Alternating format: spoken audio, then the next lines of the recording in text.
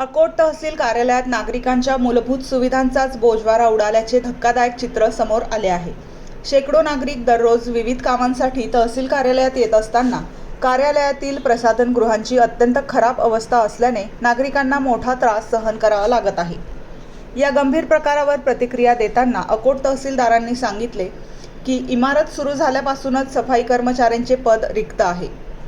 त्यामुळे बाहेरून सफाई कर्मचारी बोलावून साफसफाई करावी लागते। तसेच नगर परिषदेचे कर्मचारी सफाईसाठी येत नाहीत असे त्यांनी स्पष्ट केले।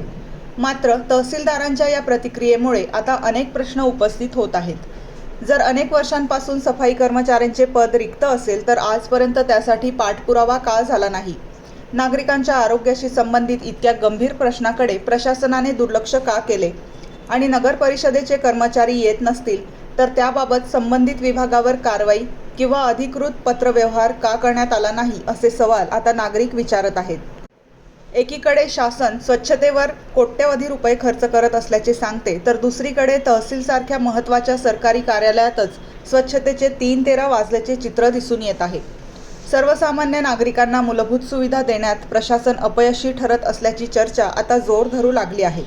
आता या प्रकारानंतर प्रशासन जागे होणार का की नागरिकांना अस्वच्छतेचाच सामना करावा लागणार याकडे अकोटकरांचे लक्ष लागले आहे।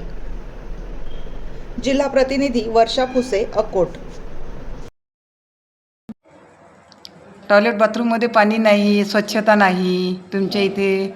मग मागच्या वेळेला तुम्ही मला म्हटलं होतं की ते होऊन जाईल। त्याच्यासाठी स्वच्छ पद नाही आमच्याकडे। पद नाही आहे, स्वच्छता करणाऱ्या कर्मचाऱ्याचं पद नाही आहे।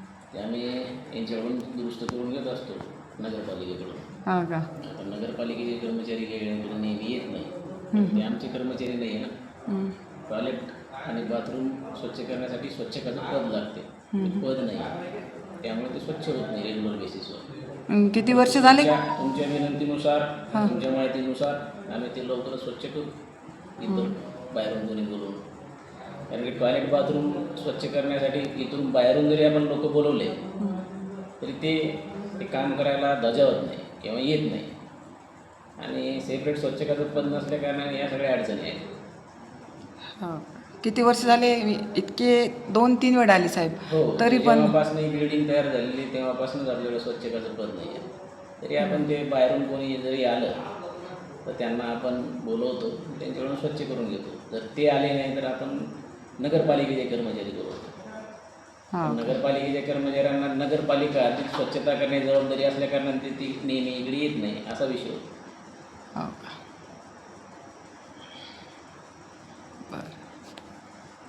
पुन्हा बस, ओके, थँक्यू।